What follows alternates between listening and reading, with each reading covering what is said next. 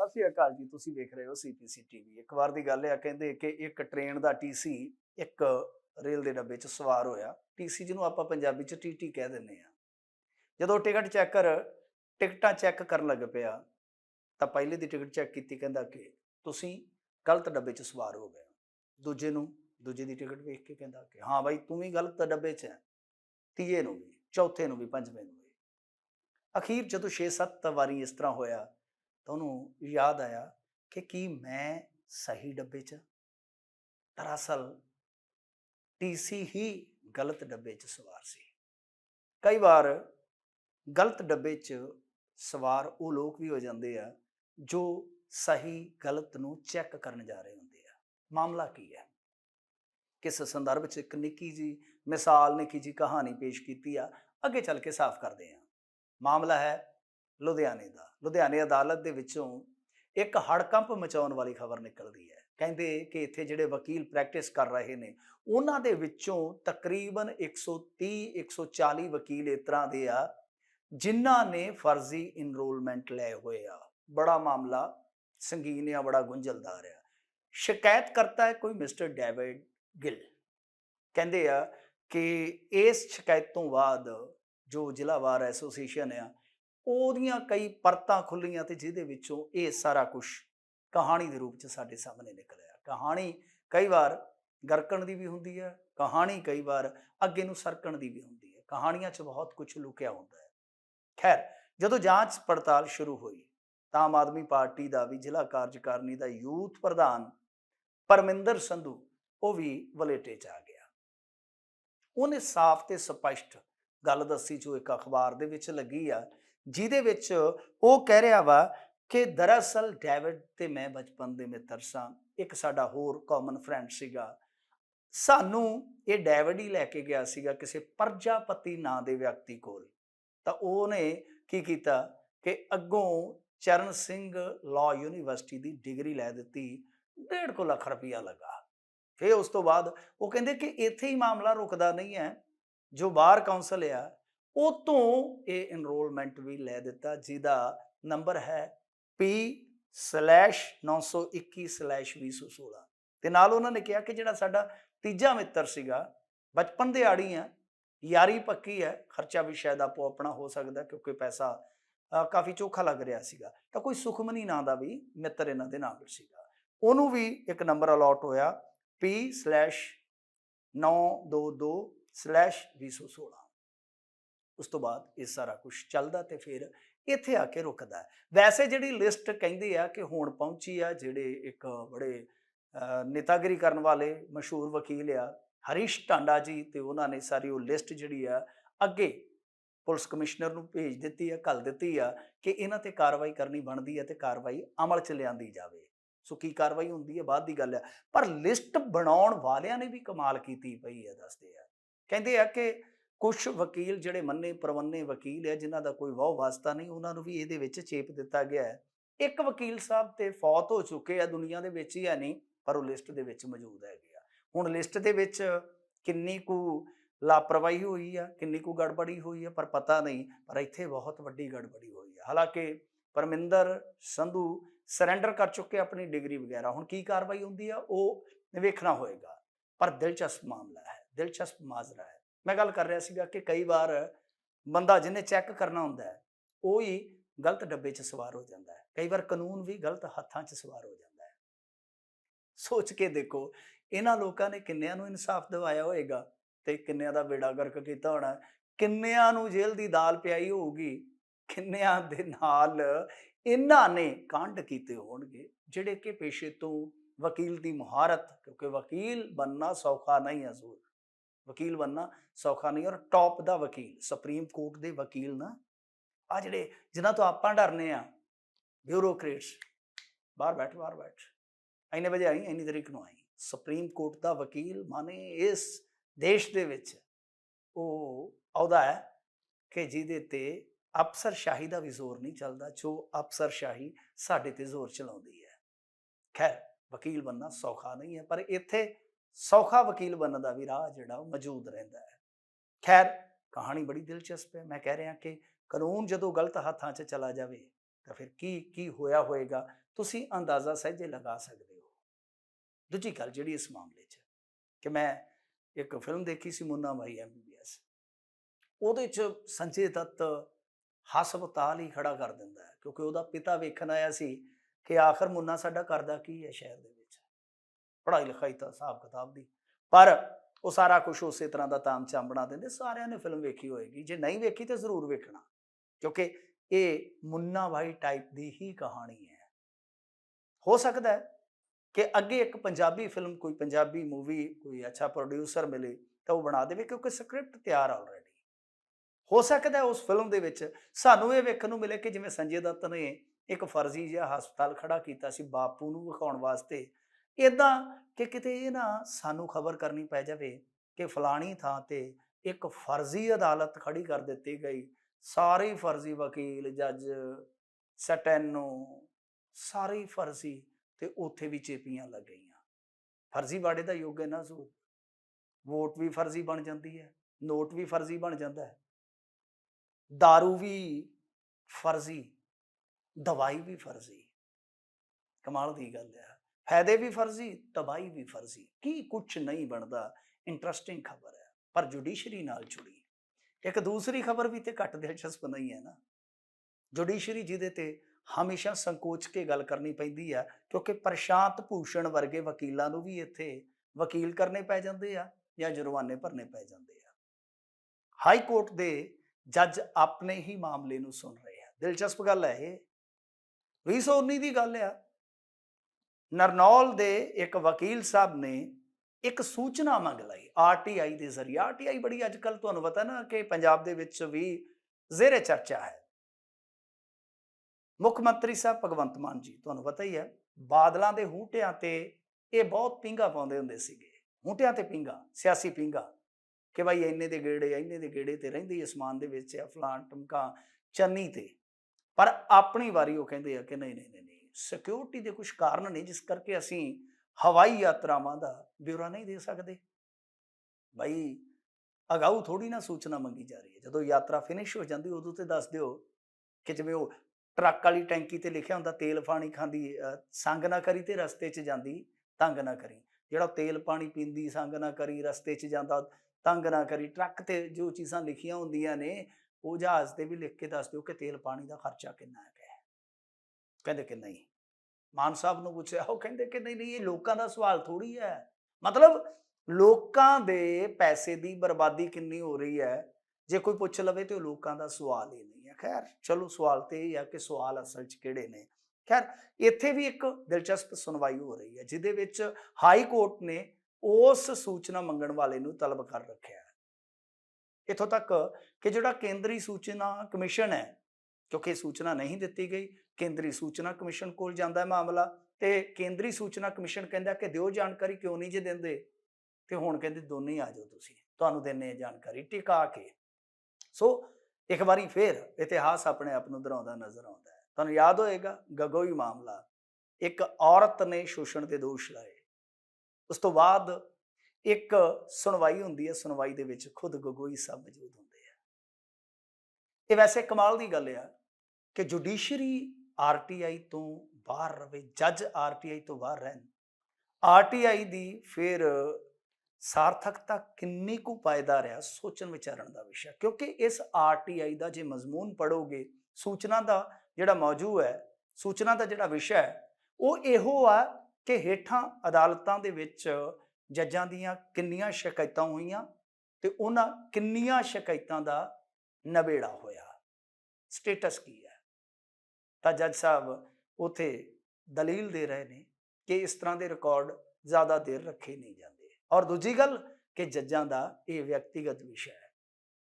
जे किसी जज का यह व्यक्तिगत विषय है, सवाल खड़ा होएगा ना, तो फिर किसी मास्टर दियां डिग्रियां दी RTI के जरिए किवें पुछ पड़ताल हो सकती है। फिर नरेंद्र मोदी या सिमरती ईरानी दियां डिग्रियां वो तो कदे भी नहीं आ सकदियां सामने, उन्हां दियां कापियां तो कदे भी हासिल नहीं कीतियां जा सकदियां। जद टैक्स पेयर दे नाल ये सारा सिस्टम चलदा है, निज़ाम चलदा है, उहदे पैसे दे नाल जजां नूं तनखाहां, रहायशी पत्ते, रहायशां, गनमैन, सेवक, सारा कुछ दिता जाता है। ठीक है, शिकायतां गलत भी ਹੁੰਦੀਆਂ ਨੇ ਜੁਡੀਸ਼ਰੀ ਦੇ ਵਿੱਚ, ਜੱਜਾਂ ਤੇ ਦਬਾਅ ਬਣਾਉਣ ਦਾ ਯਤਨ ਕੀਤਾ ਜਾਂਦਾ ਹੈ, ਪਰ ਉਹਨਾਂ ਸ਼ਿਕਾਇਤਾਂ ਦਾ ਸਟੇਟਸ ਦੱਸਣ ਦੇ ਵਿੱਚ ਵਿਅਕਤੀਗਤ ਹਾਨੀ ਕਿੱਥੇ ਆ, ਜਾਂ ਇਹਦੇ ਵਿੱਚ ਕਾਨੂੰਨ ਦਾ ਉਲੰਘਣ ਕਿੱਥੇ ਆ, ਇਹ ਹੁਣ ਹਾਈ ਕੋਰਟ ਆਪ ਹੀ ਦੱਸੇਗਾ। ਵੈਸੇ ਇਹ ਦਿਲਚਸਪ ਗੱਲ ਹੈ ਕਿ ਜੱਜ ਜਿਹੜੇ ਆ ਉਹ ਚਾਹੁੰਦੇ ਆ ਕਿ ਅਸੀਂ ਆਰਟੀਆਈ ਦੇ ਦਾਇਰੇ 'ਚ ਨਾ ਆਈਏ, ਪਰ ਸਰਕਾਰਾਂ ਨੂੰ ਹੁਕਮ ਜ਼ਰੂਰ ਕਰਦੇ ਹੋਣਗੇ ਕਿ ਫਲਾਣੇ ਨੂੰ ਸੂਚਨਾ ਦਿਓ, ਫਲਾਣੇ ਨੂੰ ਸੂਚਨਾ ਜ਼ਰੂਰ ਦਿਓ। ਆਰਟੀਆਈ ਤੇ ਇੱਕ ਲੰਬੀ ਚੌੜੀ ਬਹਿਸ ਪੰਜਾਬ 'ਚ ਵੀ ਛਿੜੀ ਹੋਈ ਹੈ ਕਿ ਉਹ ਸ਼ਖਸ ਆਮ ਆਦਮੀ ਪਾਰਟੀ ਦਾ ਸੁਪਰੀਮੋ ਅਰਵਿੰਦ ਕੇਜਰੀਵਾਲ ਲੜਾਈਆਂ ਲੜਦਾ ਲੜਦਾ ਹਾਈ ਕੋਰਟ ਤੱਕ ਜਾਂਦਾ ਹੁੰਦਾ ਸੀਗਾ ਕਿ ਸੂਚਨਾ ਮੇਰਾ ਅਧਿਕਾਰ ਹੈ, ਮੈਂ ਲੈ ਕੇ ਰਹੂੰਗਾ, ਇਸਕੋ ਛੀਨ ਕੇ ਰਹੂੰਗਾ। ਤਾਂ ਅੱਜ ਉਹਦੀ ਉਹ ਸਰਕਾਰ, ਜਨਾਬ ਦੀ ਹੋਈ ਸਰਕਾਰ ਆਰਟੀਆਈ ਦੀ ਸੰਘੀ 'ਚ ਗੂਠਾ ਰੱਖ ਕੇ ਗੀਤ ਗਾ ਰਹੀ ਹੈ ਕਿ ਅਬ ਨਹੀਂ ਛੋੜੂੰਗੀ, ਅਬ ਨਹੀਂ ਛੋੜੂੰਗੀ। ਚਲੋ ਦੇਖਦੇ ਹਾਂ ਕਿ ਕਾਨੂੰਨ ਇਸ ਗੂਠੇ ਥੱਲੋਂ ਨਿਕਲਦਾ ਹੈ ਕਿ ਨਹੀਂ, ਸੂਚਨਾ ਇਸ ਗੂਠੇ ਥੱਲੋਂ ਆਉਂਦੀ ਹੈ ਕਿ ਨਹੀਂ। ਦਿਲਚਸਪ ਕਹਾਣੀ ਰਹੇਗੀ।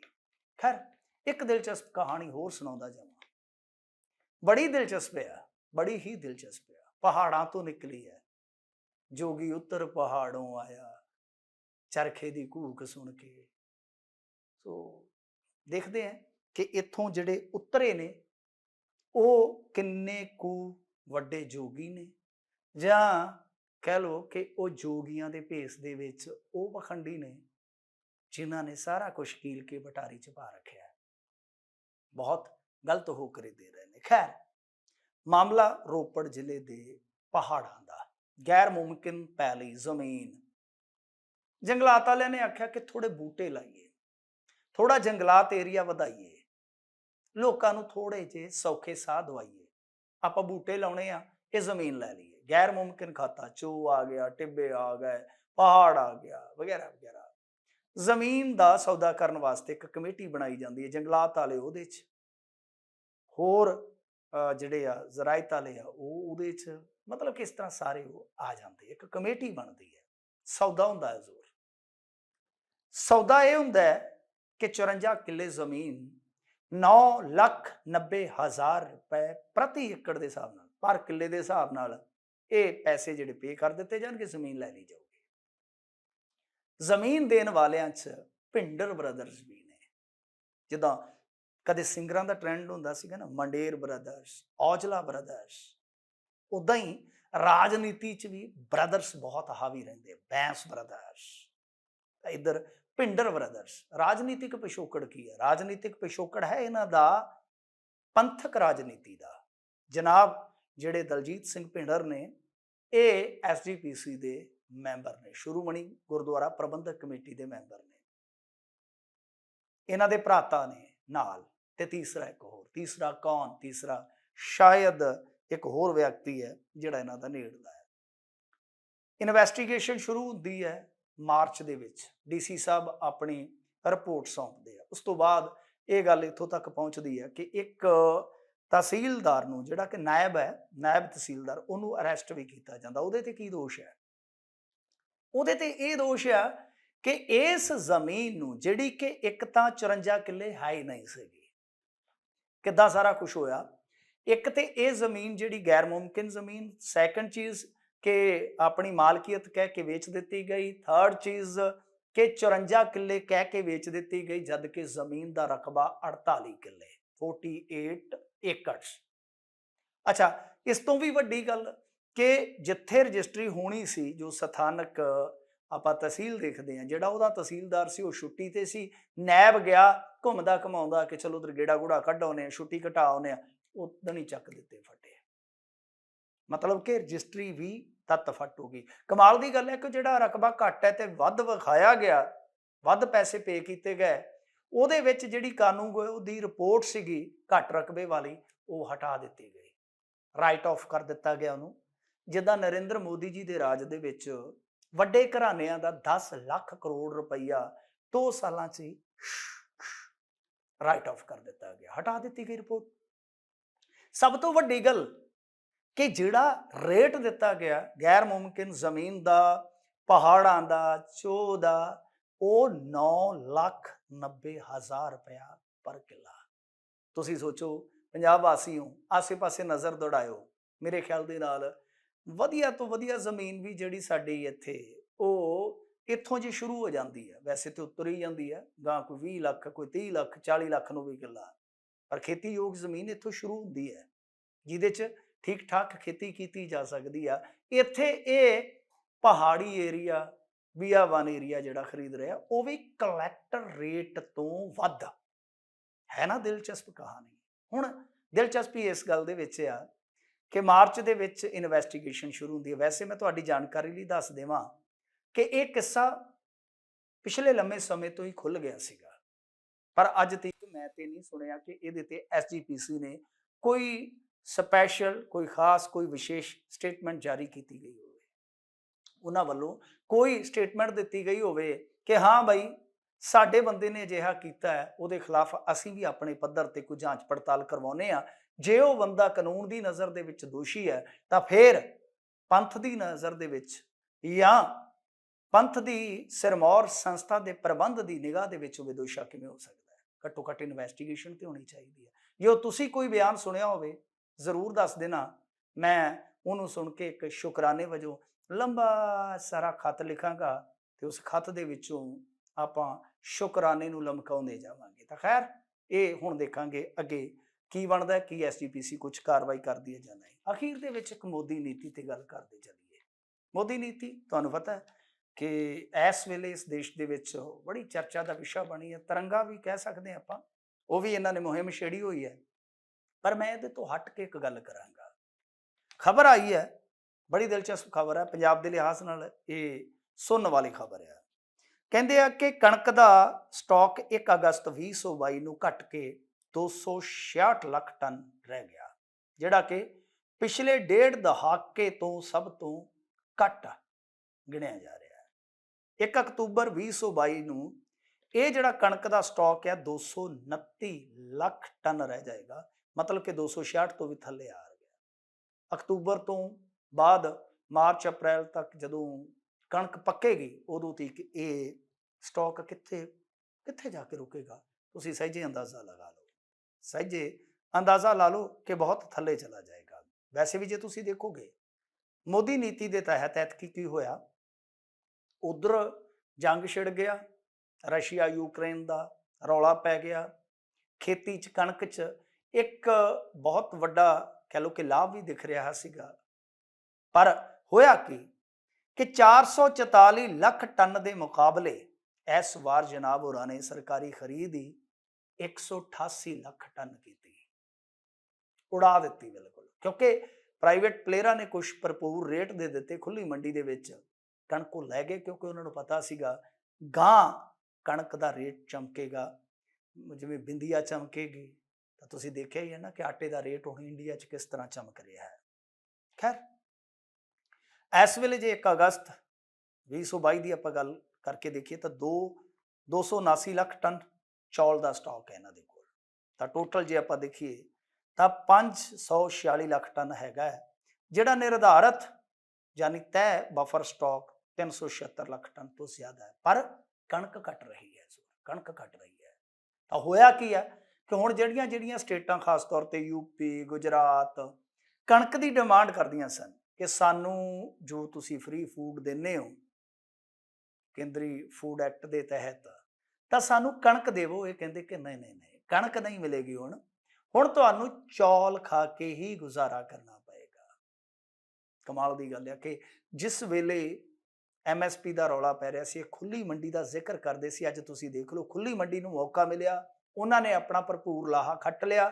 ਅੱਜ ਦੇ ਦੌਰ ਦੇ ਵਿੱਚ ਕਣਕ ਦਾ ਸਟਾਕ ਕਿੱਥੋਂ ਕਿੱਥੇ ਜਾ ਰਿਹਾ ਹੈ। ਜੇ ਕਲਾਈਮੇਟ ਚੇਂਜ ਕਰਕੇ ਅਗਲੀ ਵਾਰ ਵੀ ਇਸ ਤਰ੍ਹਾਂ ਹੋ ਗਿਆ ਜਿਵੇਂ ਐਤਕੀ 4-5% ਉਤਪਾਦਨ ਡਿੱਗ ਪਿਆ, ਤਾਂ ਫਿਰ ਸਮਝੋ ਮਾਮਲਾ ਗੜਬੜ ਹੈ ਜੀ, ਗੜਬੜ ਹੈ।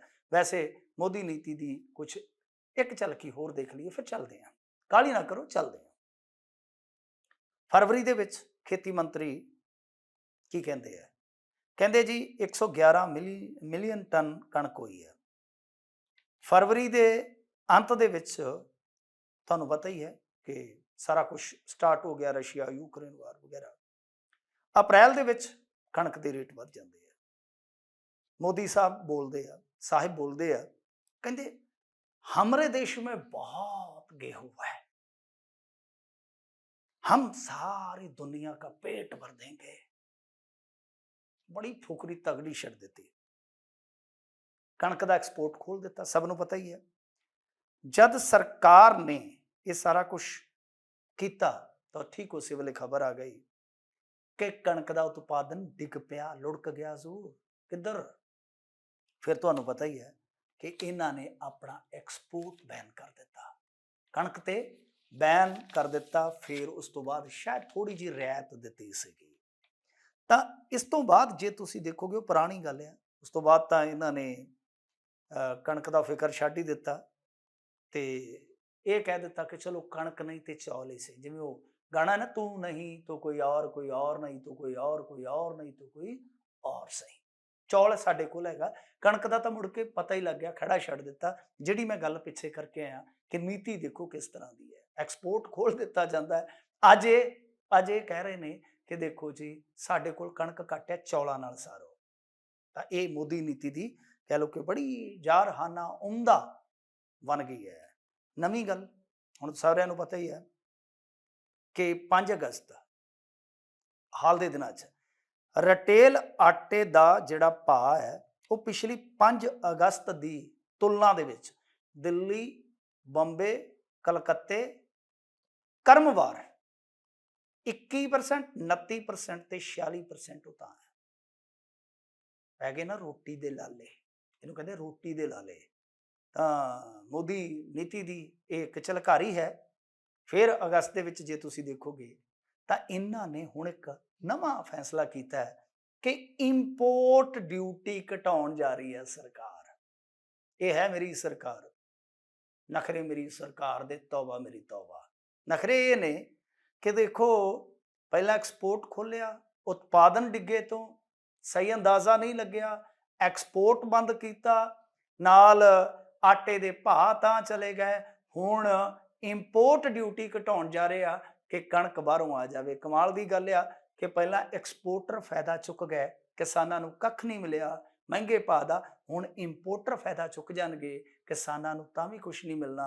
गाहक पिंजिया जा रहा है, पर यह उही गाहक आ जिन्हें किसानों नूं शायद किते निंदिया भी होएगा। चलते हैं जी, अगली बार फिर मिलते हैं मोदी नीति की कोई होर झलकारी लैके। सारिआं नूं सत श्री अकाल।